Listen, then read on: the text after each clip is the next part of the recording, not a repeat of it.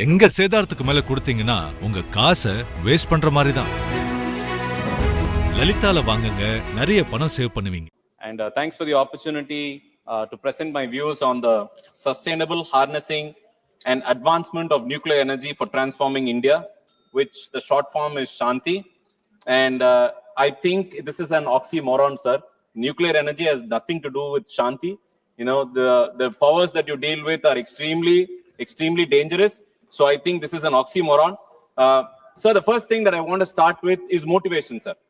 Now, irrespective of being from wherever politics we are, the motivation is simple, is very different for private enterprise, and it's completely different for public enterprise, sir. Now, the private sector is answerable to the shareholders, sir. Every year, the private sector's pursuit is the pursuit of profit through economy and through business. It's always profit at the end of the day. So the bottom line matters for the private sector, irrespective of in any other business, sir. We have seen it in warfare scenarios. We have seen it in where humans have gone to inhuman ways to seek profit. So private enterprise in this particular scenario is still pursuit of profit, where public sector has a different motivation, sir. Public sector, it's state obligation. It's the obligation of the state. It's the prestige of the state to preserve and nurture and to showcase to the world that we're actually better off. And we have, in fact, in the last so many years, the atomic establishment in the country has been one of the finest in the country, and we have showcased ourselves to be a safe, responsible nuclear power. And now, one of the things is, it's the commitment of the sovereign. So we take so much care, irrespective of the politics, to ensure that our image through the nuclear deterrence is actually shown to be a world, to be a responsible power. Now, I will also want to tabulate the difference between a private enterprise and public enterprise across various industries, sir, and the outcomes that has happened because of a policy change allowing private enterprise to come in. I'm not against private enterprise, sir, but I want to point out to House in certain sensitive segments where the pursuit of profit has actually caused harm rather than, productivity in this country. You take energy, sir. Now, energy, there are a number of incidences where tragedies have happened, but let me stick to economics of the energy now. In the last 10 years, the cost of electricity that is being consumed by the consumers has actually increased by 25%, sir. When there's more private enterprise commissioning plants, which is a good thing, but the outcome of it is you have cost increase by 25%. On the public enterprise, we have superb enterprises like the NTPC, CIL, and GAIL, thanks to the stalwarts of liberalization who actually gave these products to us. Second, finance. In the industry finance, private sector has come up with innovation in finance in a number of ways.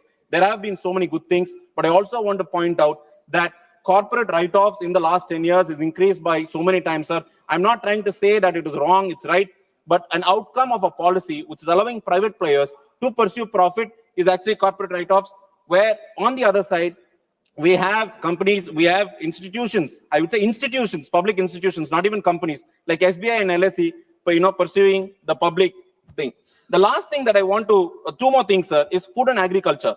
You see, one of the outcomes of the private enterprise coming in is the shortage of fertilizer. I mean, it is because of so many other reasons, but one of the reasons is because the private has a very large share of fertilizer production in this country, and that is one of the consequences of having a shortfall in the last season of shortage of fertilizer.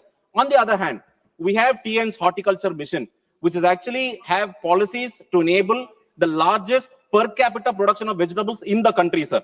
The last point we have, in this case itself, nuclear, you have Fukushima and you had Chernobyl happen, which again is Fukushima is again a private enterprise, sir. Japan, a country with much higher technical capabilities because of their history, has actually shut nuclear production for a long period of time. So I want the House to note that even with technical expertise, this has to handle with utmost caution. And now we have on the other side, public enterprise of Kalpakkam Nuclear Energy, where fast breeder reactors technology have been pursued, and it's still safe, and no incidences have been reported in the Kalpakkam, sir. Now, a very important point is the risk profile, right? Whenever our country has, is open, it's liberal, it's trading in dollars, we're exporting, we're importing. One of the things is that this bill opens up litigation to international forums. Previously, it was supposed to be within the jurisdiction of this country, and our courts had jurisdiction over nuclear incidences. What I want to point out here is this, sir. that it will have an implication when our private enterprise or when a country borrows in dollars, because our risk profile is also tied up to any of the litigation that may come up in the future. And because litigation and insurance is about future products, it's about a future risk. So the risk profile of our country, because of it being open up to international forums, is going to increase the cost of borrowing in international markets, and hence our exports are going to be expensive. I want the House to note that also, sir. Now, the next point that I want to note out is liability. The liability regime in this particular bill is actually pro-operator. The government has reasons to make it pro-operator because they want to say that, we want better technologies to come, we want better operators to come, we want large players to come. Yes, we all agree. But there are certain things which actually you should note, where the AERB, the Atomic Energy Regulatory Board, is given a statutory backing, which is long due, which is important. But there are certain provisions which a government can instruct ARB to. So the autonomous nature of ARB on a statutory role is actually short-circuited in this particular bill, sir. I would want the attention to happen. Now, there are strict time limits on claims. Anywhere in the country, sir, anywhere in the world also, whenever nuclear energy is present, there's always claims and counterclaims because of the nature of technology involved and its sensitivity. Now here, the government has come up with a particular section that says that any of the claims must be pursued through the claims commissioners. You can't approach the court system or the judiciary here. Again, what the government intends to do is basically say, look, we have given you a separate infrastructure so as to go to claims.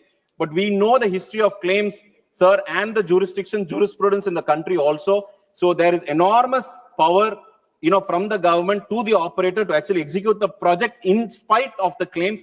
So there is a need for the government to clarify that there can actually be fair to the claimants if there is any.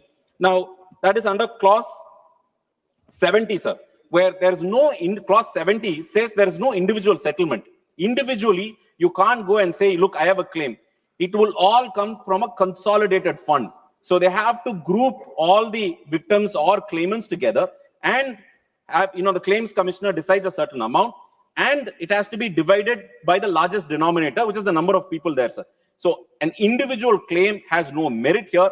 So what the bill does is actually remove the individual rights, which you and I know, sir, it is enshrined in the constitution of the country, and it's sacred to all of us now. Now, clause 54 has fixed tariffs. The government wants to give clarity to the operator, I presume, because that is why they brought in clause 37. But it has a fixed rate, sir. It's not market linked.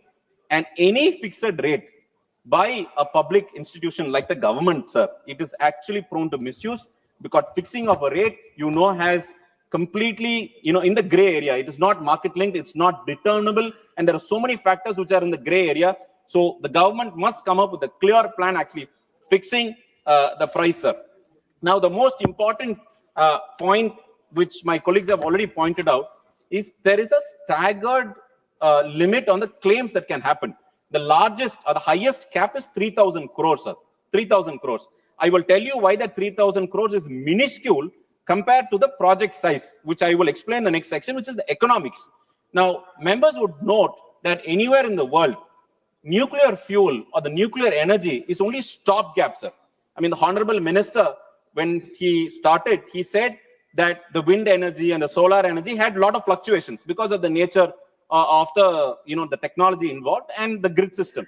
And he said nuclear energy will be a stopgap measure. So I would thank the minister actually reminding the House that nuclear energy is a stopgap. And I will explain the mechanics or the economics to understand why stopgap and the economy doesn't match. Now, the cost of nuclear versus different energies, sir. Any project has tangible cost and intangible cost. Tangible cost is something that you can measure. Intangible costs are those costs which is especially environmental factors, which comes through environmental clearance and the green tribunals that have been set up. Now, cost of production, capital expenditure. When you want to establish a nuclear power station or a nuclear project, cost per megawatt is 30 crores, sir. 30 crores per megawatt. Coal is approximately 12 crores, sir. You can still do it lower, but 12 crores is, taking the latest technology in place, making sure clean fuel is available. So it's clean energy is available. So it's 12 crores, sir. Solar is 4.5 crore per megawatt. So this is the current, even in Indian conditions, because foreigners, it's still very expensive because of the statutory norms and safety norms. Now, if you take the levelized cost of electricity, putting all the numbers together, I'm not great at mathematics, sir, but if you ask me, give me one number, what is the cost of per unit of electricity? Now, the localized cost of electricity, LCOE is called, is rupees 5 per megawatt when it comes to a nuclear station above 100 megawatts. Sir. You need that minimum scale because it doesn't come up with the investment if it's 1 megawatt or 2 megawatt. Now, for coal, it's 5.5 today in India's term. And for solar, it's 3 megawatt. Now, coming back to the stopgap, what the Honorable Minister had pointed out, sir. Now, this project of 30 crore per megawatt, a stopgap, is like a UPS in your home.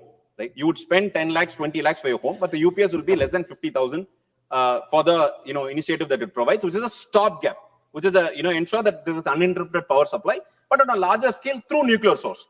Now, when you take this stopgap measure, the cost of each of the project, that to link to the dollar, because all of your technologies and the fuel come from dollar, not rupees, you are actually exporting or exposing the risk of the country to multitude of factors other than just cost of production, sir, which is actually intangible. We still don't know the intangible cost because advanced powers, where they have a matured nuclear industry, still haven't figured out the intangible cost, and you still have, so many litigations in the, Western Hemisphere on nuclear energy.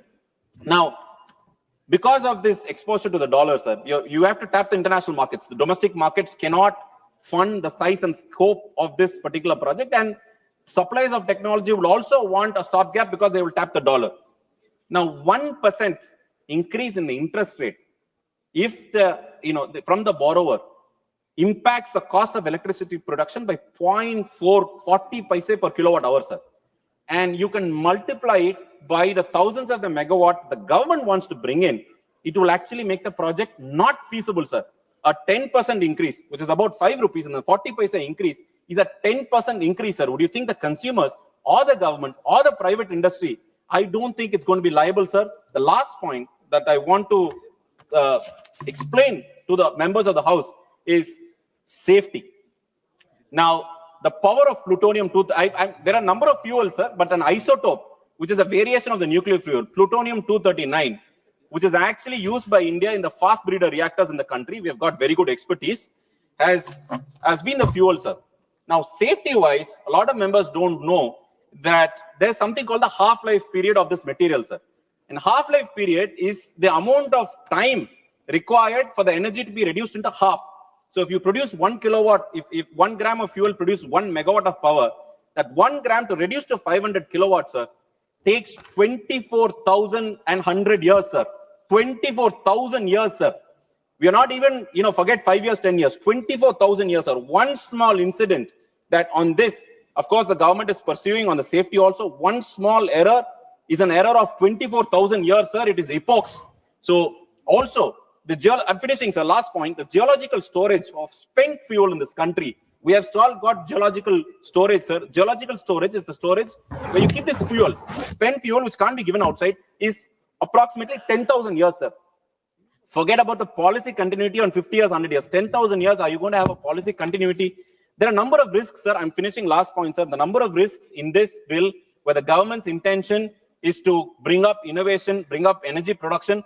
I think the government is at risk in terms of safety, in terms of statutory routes, and in terms of getting our engineers to actually come up to date.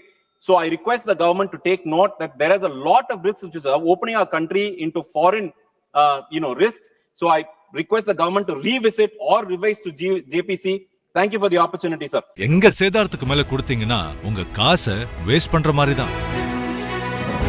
லலிதால வாங்குங்க, நிறைய பணம் save பண்ணுவீங்க. Minnambalam.com தமிழின் முதல் mobile பத்திரிகை.